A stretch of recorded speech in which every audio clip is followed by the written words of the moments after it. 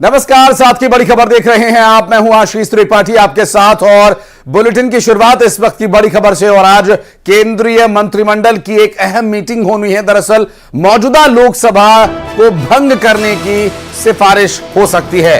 PM Modi बैठक की अध्यक्षता करेंगे और सुबह 11 बजे शुरू होगी यह बैठक। आपको बता दें, मौजूदा लोकसभा को भंग करने के संबंध में सिफारिश की जाएगी और उसके बाद नई सरकार के गठन का मार्ग प्रशस्त होगा। आपको बता दें कि मौजूदा लोकसभा को भंग करने की सिफारिश संभव है और आज केंद्रीय मंत्रिमंडल की अहम मीटिंग होनी है मौजूदा लोकसभा को भंग करने के संबंध में।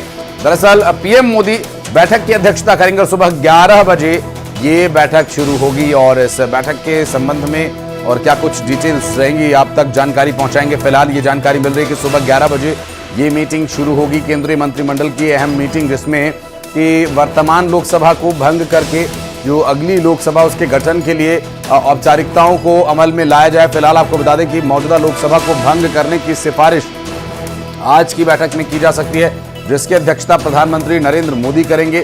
और सुबह 11 बजे होने वाली इस बैठक के संबंध में और क्या कुछ डिटेल्स रहेंगी आप तक पहुंचाएंगे जानकारी। फिलहाल आपको बता दें कि आज केंद्रीय मंत्रिमंडल की इस अहम मीटिंग में चर्चा होगी मौजूदा लोकसभा को भंग करने की। तो 16वीं लोकसभा भंग होगी और 17वीं लोकसभा के गठन के लिए आगे की औपचारिकताएं क्या कुछ रहेंगी, इस पर डिटेल्स आप तक पहुंचाएंगे। फिलहाल आपको बता दें कि इस बार के लोकसभा चुनाव का परिणाम पूरी तरह से आ चुका है और परिणाम सामने आने के बाद एनडीए 292 सीटों के साथ सरकार बनाने की ओर अग्रसर है। विनीत हमारे सहयोगी जुड़ गए हमारे साथ। विनीत, क्या डिटेल्स मिल पा रही हैं आज जो 11 बजे मीटिंग हो रही है जिसकी अध्यक्षता खुद प्रधानमंत्री करने वाले हैं? जी, निश्चित तौर पर मैं आपको बताना चाहूंगा कि आज जो बैठक होगी, एनडीए की एक बैठक होगी जिसमें एनडीए के तमाम घटक दल जो है वो शामिल होंगे और जो आगे सरकार निर्माण की जो बात है उसको लेकर के फैसला किया जाएगा।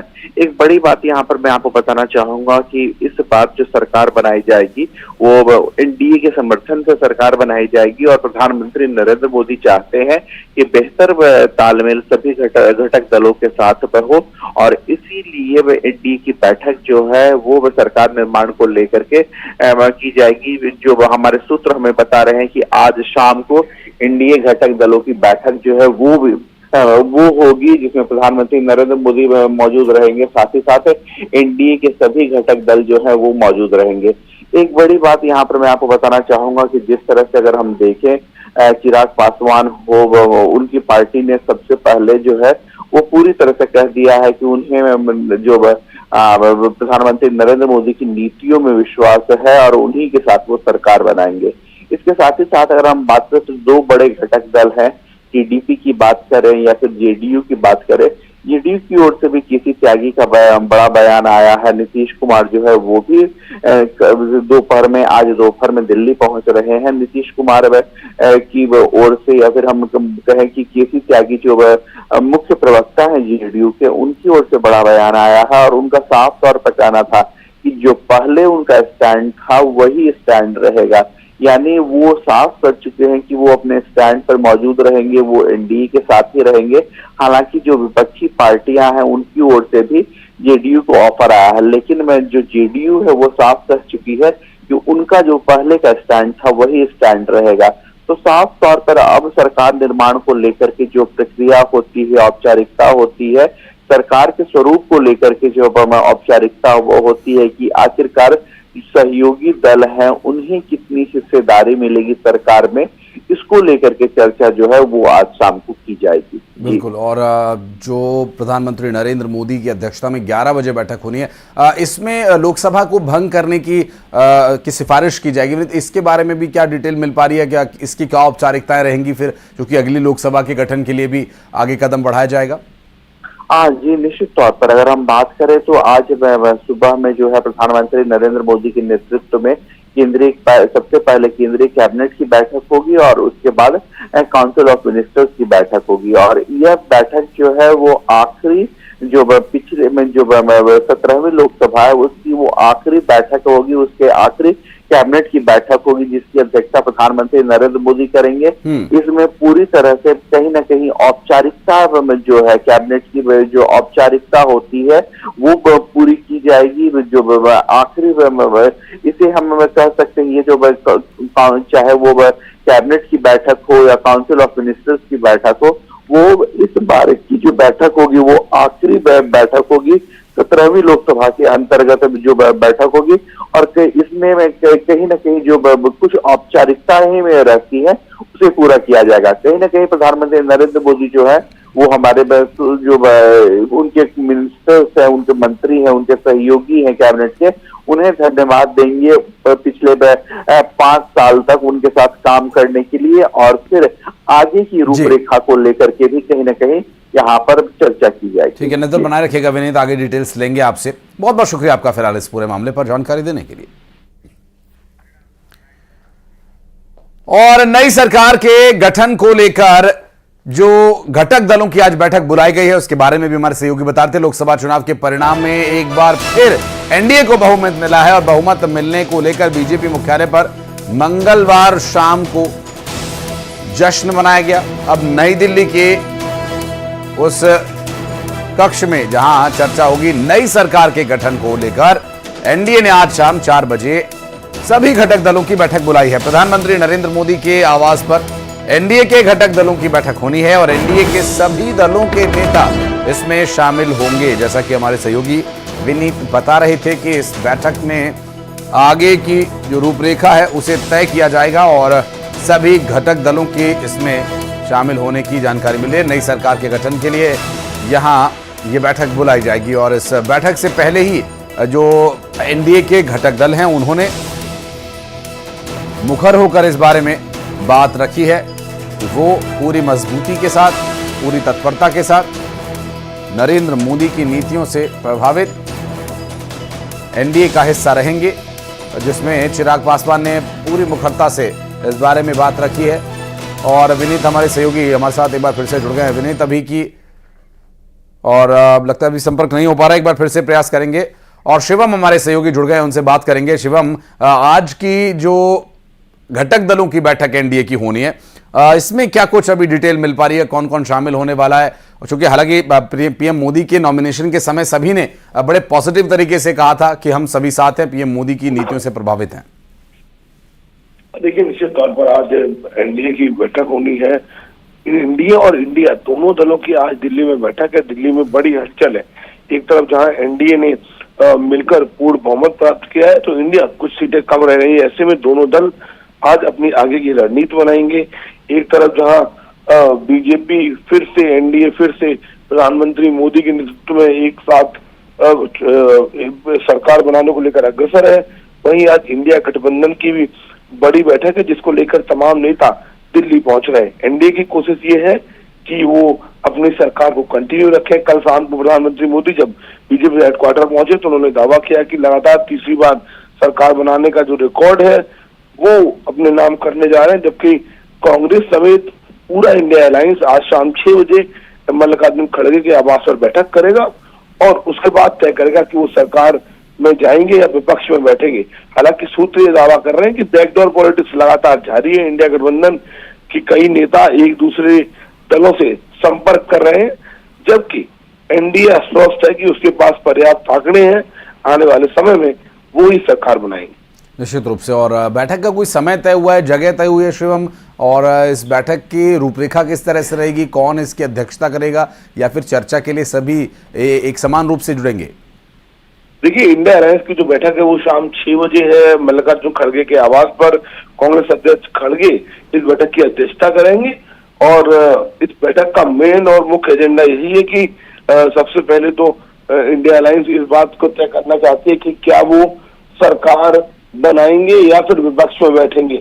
अगर सरकार बनाने के लिए सभी दल सहमत होते हैं जो इंडिया अलायंस में है, तो फिर अन्य अलग अलग नेताओं से बातचीत की जाएगी। जो छोटे छोटे दल एनडीए के साथ है उनमें से कई को लुभावने ऑफर दिए जाएंगे, कई और तमाम जो प्रक्रिया होती है उनको पूरा किया जाएगा। सभी दलों को जी बिल्कुल शिवम, और ये एक प्रयास रहेगा कि किस तरह से सरकार के गठन के लिए कदम उठाना है और अगर विपक्ष में रहना है तो किसकी क्या भूमिका रहेगी। शिवम, आप रहिएगा हमारे साथ, कुछ और खबरों पर डिटेल्स आगे आपसे लेंगे। फिलहाल आपको बता दें कि इंडिया गठबंधन के सभी घटक दलों की बैठक आज होगी मल्लिकार्जुन खड़गे के आवास पर यह बैठक आयोजित की जाएगी। लेकिन लोकसभा चुनाव के परिणाम आने के बाद कांग्रेस ने प्रेस कॉन्फ्रेंस कर इसे स्वीकार किया। इंडिया गठबंधन की आज सभी घटक दलों की बैठक बुलाई गई है। कांग्रेस अध्यक्ष मल्लिकार्जुन खड़गे के आवास पर शाम 6 बजे ये बैठक होगी। सूत्रों के हवाले से खबर यह भी आ रही है कि बैठक में इंडिया गठबंधन के सभी राजनीतिक दल शामिल होंगे। जैसा कि अभी हमारे सहयोगी शिवम बता रहे थे, टीएमसी से अभिषेक बनर्जी इसमें शामिल हो सकते हैं, ये भी जानकारी मिल रही है। वापस एक बार फिर से चलते हैं हमारे सहयोगी शिवम के पास। शिवम, आज की जो बैठक के बारे में टीएमसी को लेकर अटकलें थी, ये स्पष्ट हो गया है कि कोई ना कोई वहां से आएगा। खुद ममता बनर्जी तो नहीं आने वाली है, लेकिन अभिषेक बनर्जी को जरूर भेजा जाएगा। उसके बाद स्थितियां बिल्कुल बदल गई हैं। बीते कई मीटिंगों से टीएमसी ने इंडिया गठबंधन से दूरी बनाकर रखी थी, लेकिन अब सूत्र ये दावा कर रहे हैं कि आज की बैठक में ममता बनर्जी की भतीजे सांसद अभिषेक बनर्जी शामिल हो सकते हैं, जबकि बाकी जो इंडिया गठबंधन के दल है वो बैठक में शामिल होंगे। RJD, Samajwadi party, CPM, Congress, आम आदमी पार्टी। आज की बैठक महत्वपूर्ण इसलिए है कि 1 मई को जो बैठक हुई थी उसमें ये तय हुआ था कि परिणाम जो भी हो मिलकर रणनीति बनाई जाएगी। सूत्र दावा कर रहे हैं कि आज ये सभी दल शाम 6 बजे कांग्रेस अध्यक्ष खड़गे के आवास पर बैठेंगे और वहीं पर आगे की रणनीति तय की जाएगी कि सरकार बनाने के लिए प्रयास करना है या फिर विपक्ष में बैठकर अपनी आवाज उठानी है। बहुत शुक्रिया शिवम आपका इस पूरे मामले पर जानकारी देने के लिए।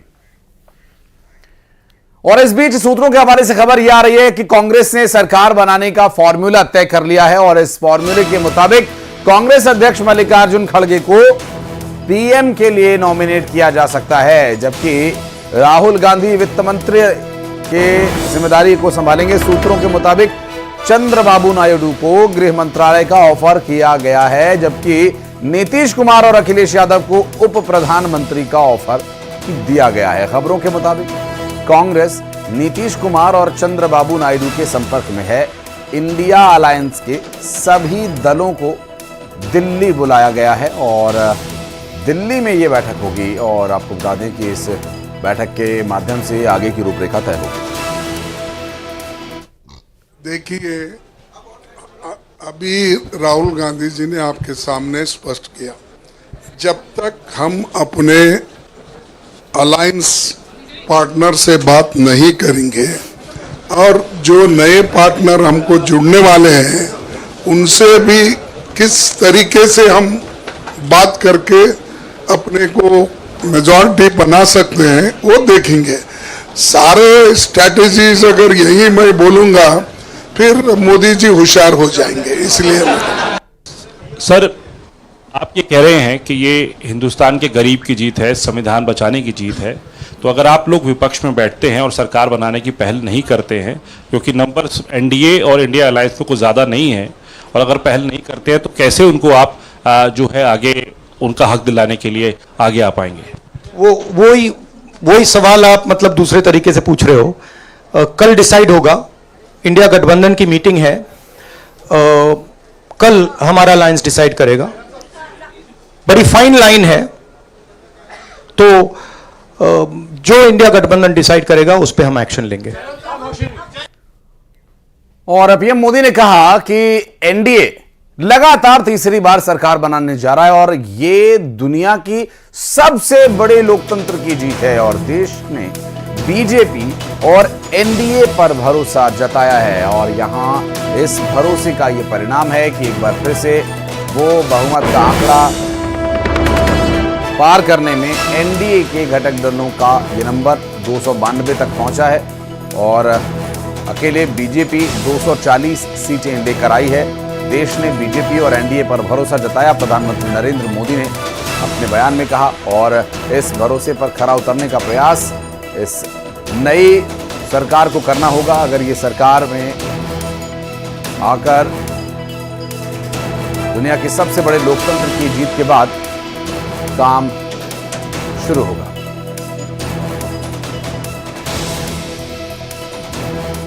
आज बड़ा मंगल है और इस पावन दिन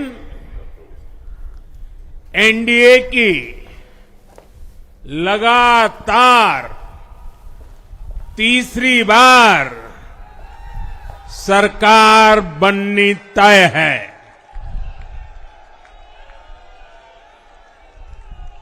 हम सभी जनता जनार्दन के बहुत आभारी हैं। देशवासियों ने भाजपा पर, एनडीए पर पूर्ण विश्वास जताया है।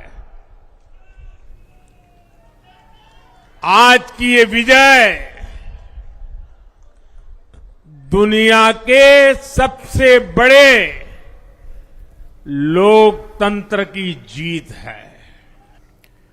और बीजेपी को बड़ी जीत की उम्मीद थी। पिछले 2 बार से जनता ने जो बहुमत दिया, इसके बाद बहुमत से जो आंकड़ा है वो कुछ दूरी पर जरूर है, लेकिन बीजेपी सबसे बड़ी पार्टी बनकर उभरी है और एनडीए गठबंधन की सरकार भी बनती दिख रही है। बीजेपी के कार्यकर्ताओं में भी जबरदस्त जोश है।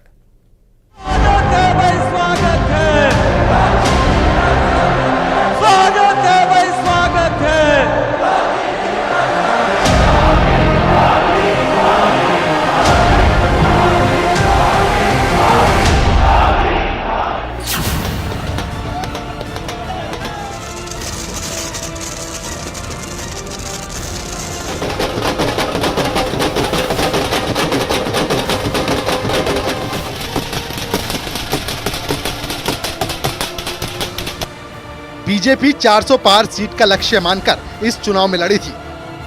हालांकि इतनी सीटें तो मिलती नहीं दिखी, लेकिन बीजेपी ने लगातार तीसरी बार लोकसभा चुनाव में दमदार प्रदर्शन किया। उत्तर से लेकर दक्षिण तक उसके कार्यकर्ता बेहद उत्साहित थे।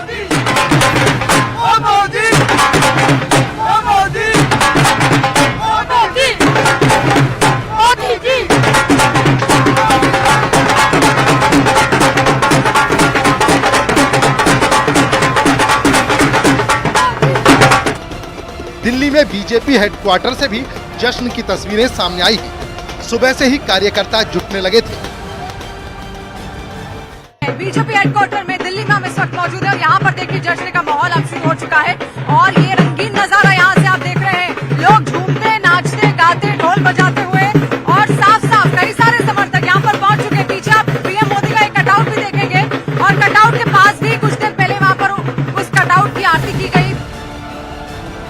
दिल्ली में बीजेपी के राष्ट्रीय अध्यक्ष जेपी नड्डा के घर के बाहर बीजेपी कार्यकर्ता जुटे, ढोल नगाड़ों के साथ जमकर झूमते नजर आए।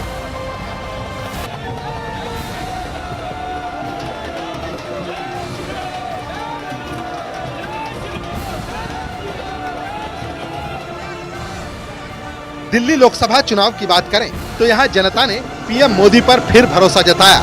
एक काउंटिंग सेंटर के बाहर बीजेपी कार्यकर्ता हर्षित दिखे।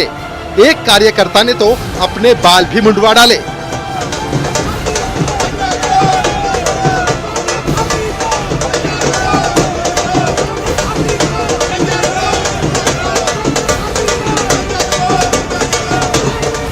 हिमाचल प्रदेश की हमीरपुर सीट पर बीजेपी ने एक बार फिर कब्जा जमाया। यहां की जनता ने केंद्रीय मंत्री अनुराग ठाकुर को जीत का आशीर्वाद दिया। कार्यकर्ताओं ने उन्हें कांधे पर उठाकर घुमाया।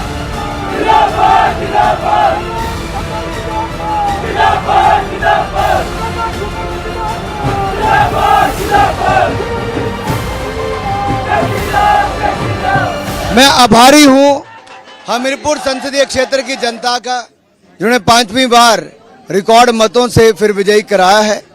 मेरे अगले 5 वर्ष भी समर्पित होंगे हिमाचल हमीरपुर संसदीय क्षेत्र के लिए, गरीब कल्याण के लिए, यहाँ के विकास के लिए। पुणे में बीजेपी कार्यकर्ताओं में गजब का उत्साह दिखाई दिया। कार्यकर्ताओं ने खूब रंग उड़ाया, होली खेली और डीजे पर जमकर डांस किया।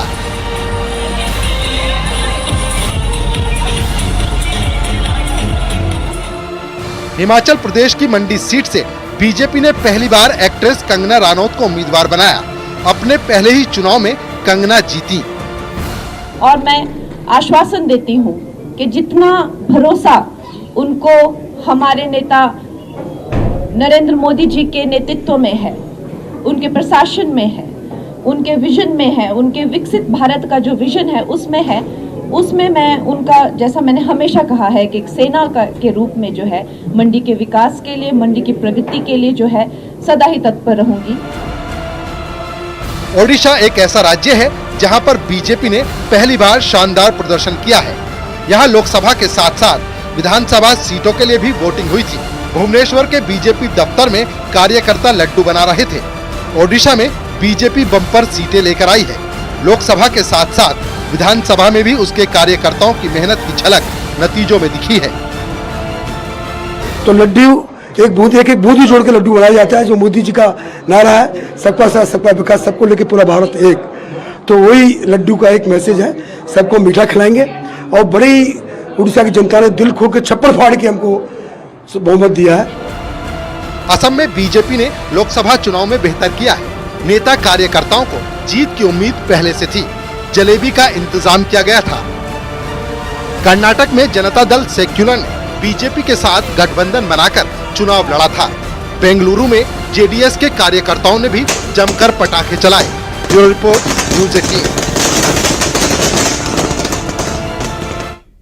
और यहाँ एक छोटा सा ब्रेक ले रहे हैं। ब्रेक के बाद भी खबरों का सिलसिला जारी रहेगा।